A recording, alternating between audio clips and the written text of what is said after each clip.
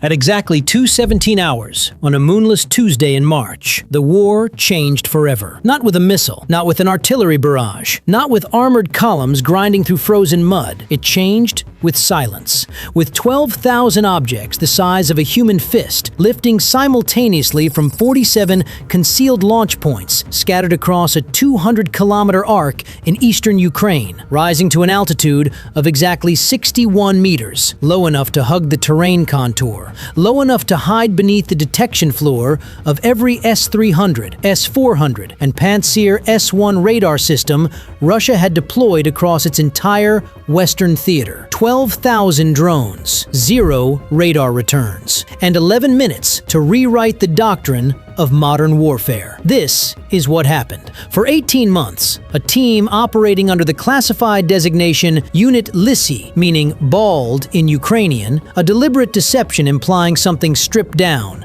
minimal, low budget, had been working inside a hardened facility beneath the Khmelnytsky Oblast. They were not building a weapon, they were building a nervous system. The project had a single operational objective: to overwhelm and permanently blind the Russian Integrated Air Defense System, known as IADS, across a 340-kilometer frontline segment, not for minutes, but for a window long enough to allow something else to move. That something else was called Prizrak, Ghost. The core problem Ukrainian strategic planners had faced since 2022 was not a shortage of weapons, it was the radar. Russian IADS architecture is not a collection of isolated systems. It is a layered, networked, mutually reinforcing grid. Destroy one node, and adjacent nodes compensate within 40 seconds through automatic data linking via the Unified Tactical Command System, or ETKS. Strike a Pantsir battery, and the S-400 behind it recalibrates firing solutions in real time. Use jamming aircraft, and Russian EW systems triangulate the jammer's position and vector fighters onto it. Every conventional approach had been tried. Every conventional approach had a counter already loaded in Russian doctrine. Unit Lisy's answer was not conventional. The drones they built, designated UKR-M9 Morozets, meaning frost, were not weapons. They carried no warheads. Each one weighed 1.4 kilograms, had a flight endurance of 22 minutes on a single lithium polymer cell, and emitted a precise, tunable radio frequency signature across the X and S bands, the exact frequency ranges used by Russian surveillance radars. They were, in technical terms, active RF decoys. But that description does not capture what made them lethal. What made them lethal was the algorithm, the AI system controlling the swarm, developed in collaboration with a civilian machine learning institute in Lviv and never publicly acknowledged by the Ukrainian government, was called ROSM, meaning intellect. ROSM did not issue orders to the drones. It thought through them. The system had been trained on 18 months of intercepted Russian radar emission logs, electromagnetic spectrum data harvested from every destroyed Russian air defense vehicle recovered from the battlefield, and satellite telemetry of radar rotation cycles across 214 identified Russian IADS nodes. ROSM knew the precise sweep interval of every radar in the target zone. It knew the azimuth gaps. It knew the refresh lag between a radar's last sweep and its next data transmission to the ETKS network. And it had calculated that if 12,000 RF-emitting objects were introduced into the radar environment simultaneously, each one mimicking a different electromagnetic signature, the processing load on Russian radar operators and their automated target discrimination software would exceed system capacity by a factor of 340. Every screen would go white, not jammed, overwhelmed. There is a critical difference. Jamming is detectable and triggers countermeasures. Saturation simply looks like catastrophic sensor failure, and by the time a human operator decides whether the failure is technical or tactical, the 11-minute window is already closing. At 2:17, the launch command propagated through an encrypted mesh network to all 47 dispersal teams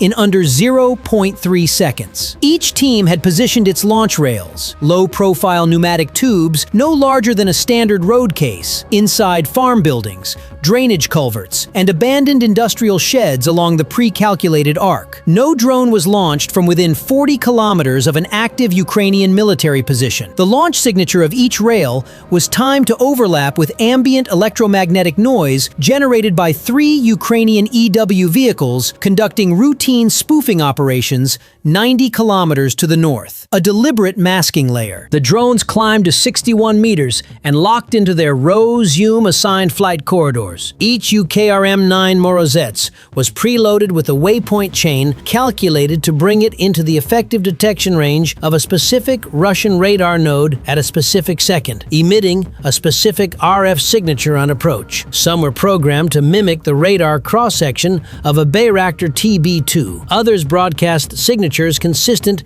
with an Su-24 at low altitude. A third category emitted signatures that matched nothing in the Russian identification library. Unknown contacts, the most resource-intensive category for an automated threat assessment system to process because they cannot be dismissed. At 2:17:44, the first Russian radar operator at a 96L6 acquisition radar post north of Luhansk noticed his screen begin to populate. 1 contact, then 6, then 40. Then his threat display went into overflow mode and the automatic alert to his battery commander triggered. He reached for his headset. By the time his fingers closed around it, 847 simultaneous contacts were being reported across his sector alone. At 2:17:51, the ETKS network began attempting to correlate and distribute the contact data to adjacent nodes. The data volume was 340 times the system's rated throughput. The network did not crash. It had fail-safe throttling protocols, but those protocols imposed a prioritization hierarchy, and in that hierarchy,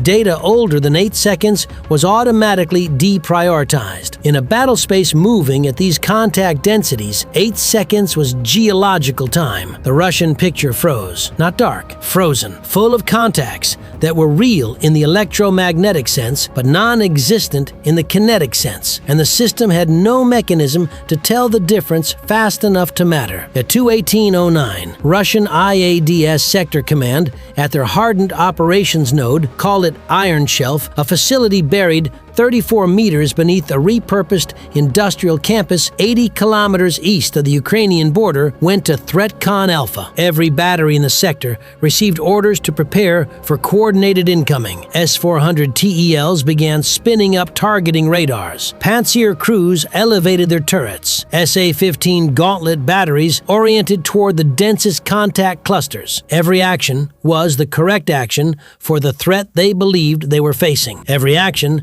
was exactly what ROSM had predicted they would do, and every action had a consequence. When a Russian S-400 targeting radar activates, it emits a distinctive burst in the Ku band that is detectable at over 300 kilometers. ROSM had been listening for exactly those emissions. The moment each battery lit up its fire control radar, its precise geographic coordinates were transmitted in real time to a separate Ukrainian system that had been waiting, dark and silent, at 11,000 meters altitude, 220 kilometers west of the contact zone. A modified Antonov An-26 electronic intelligence aircraft flying under the call sign Nochnyi Okhotnik, Night Hunter, with its signals intelligence suite recording every emission, triangulating every position, and piping the coordinates directly into the fire control systems of the weapons package that was the real purpose of this entire operation. Prizrak. At 2:19:33, 11 minutes and 33 seconds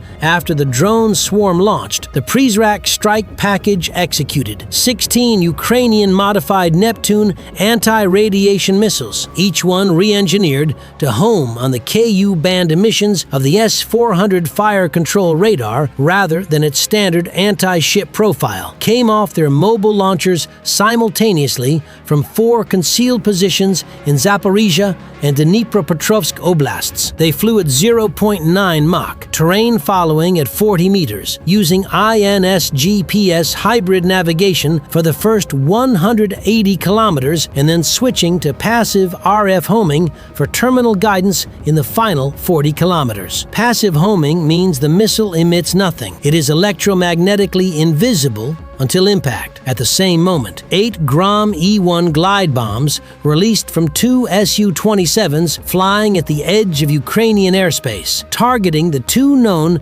physical access points of Iron Shelf, the hardened ventilation stacks, and the emergency egress shaft, with penetrating warheads designed to collapse buried infrastructure rather than destroy surface structures. The Su-27s never crossed into contested airspace. The glide bombs traveled 78 kilometers on their own. At 2:21:14, the first Neptune impacted a fully active S-400 fire control radar vehicle 12 kilometers north of Donetsk. The radar had been emitting continuously for 3 minutes and 5 seconds, long enough for the missile to achieve a lock so precise that the CEP, the circular error probable, was later assessed at under 2 meters. 5 additional S-400 fire control radars were struck within the following 90 seconds. 2 Pantsir S-1 systems that had activated their targeting radars in response to the contact saturation were also destroyed. The Russian IADS in the target sector did not go dark. It went silent. There is a difference. Dark means destroyed. Silent means the surviving operators shut down every emitter that was still running, because every emitter that was running was a targeting solution. In 11 minutes, ROSM had turned the Russian air defense network's own activation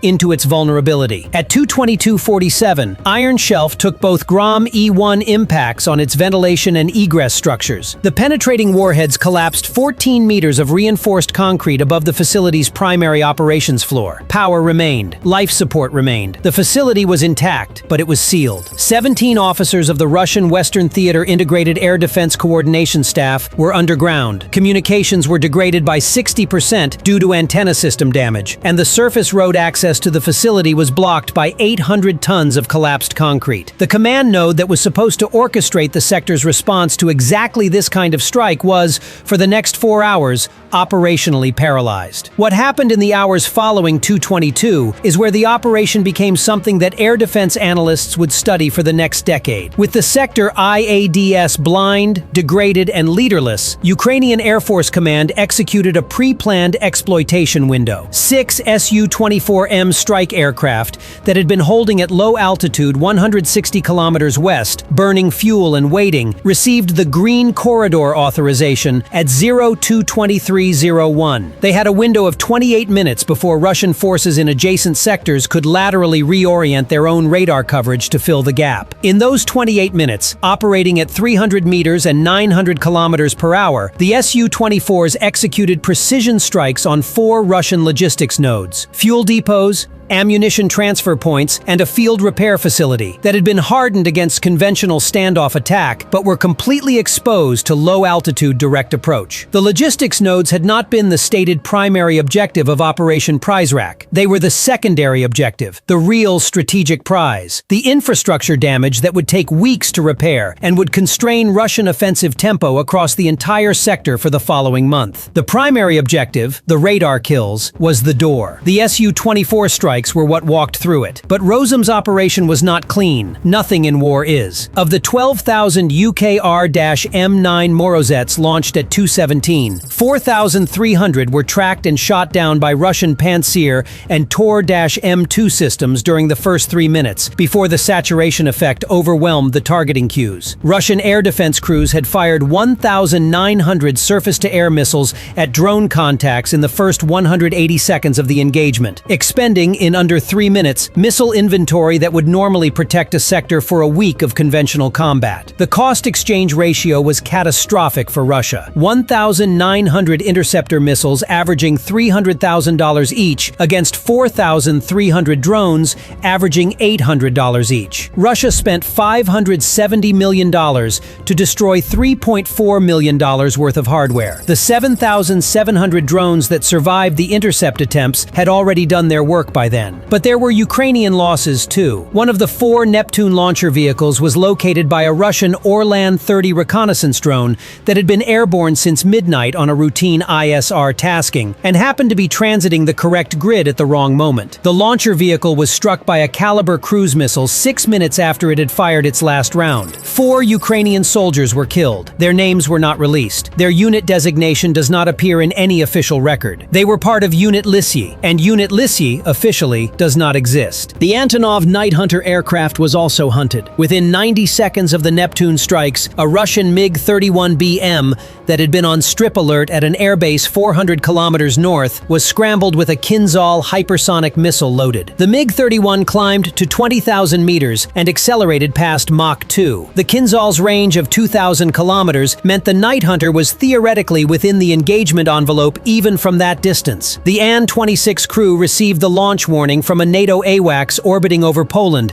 and executed an emergency descent to 200 meters, dropped chaff, and activated a towed RF decoy, and immediately turned west at maximum power. The Kinzhal missed by 340 meters. The crew landed at a Ukrainian airbase 22 minutes later. 2 of the 8-man crew were hospitalized for injuries sustained during the emergency descent maneuver. All 8 were alive. By 6 a.m. that morning, Russian state media had reported a massive Ukrainian drone attack involving hundreds of munitions and claimed 84 shot down. The numbers were not false. They simply described a different operation. Russia's information environment had no framework for what had actually occurred. Their operators had seen 12,000 contacts. They had fired 1,900 missiles. Their screens had gone white. Their command node was sealed underground. Their radar grid had gone silent across a 340-kilometer sector. None of that fit the vocabulary of a drone attack. So they reported what they could account for and left everything else in the undefined space between sensor failure and enemy action, which is precisely where Unit Lisy had designed the operation to live. NATO intelligence assessments circulated privately in the following days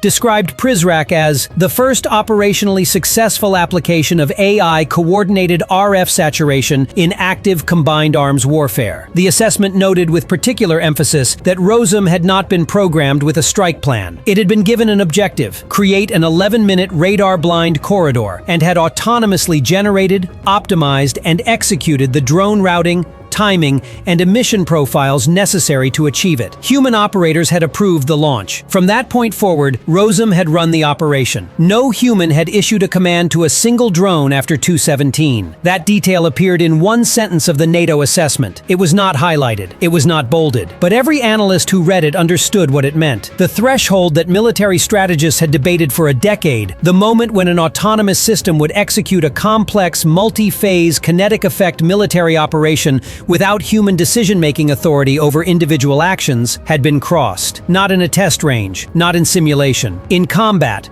on a Tuesday at 2:17 in the morning over the frozen fields of eastern Ukraine. As of today, Unit Lisy has not been officially acknowledged by the Ukrainian Ministry of Defense. The UKR-M9 Morozets does not appear in any published Ukrainian weapons inventory. Operation Prizrak has not been referenced in any official Ukrainian government communication. ROSM is a word that means intellect in Ukrainian. It is also a word that appears nowhere in any declassified document related to this event. What does appear in Russian military procurement records leaked to a European defense journal in April is an emergency tender for 14,000 additional Pantsir S-1 interceptor missiles, a contract for next-generation contact discrimination software for the ETKS network, and a classified budget line for the reinforcement of 17 hardened command facilities in the Western Theater. Russia is building a response. The question is whether the response addresses the weapon it faced or the weapon it thinks it faced. Because if the answer is the latter, then ROSM has already been studying the new defensive posture for weeks, calculating the new azimuth gaps, measuring the new radar refresh intervals, and preparing the next 11-minute window. The Ghost Fleet does not retire, it learns. What would your military doctrine look like if the enemy's targeting system gets smarter every time you turn on your radar? Think carefully, because somewhere beneath the Khmelnytsky Oblast, something already has.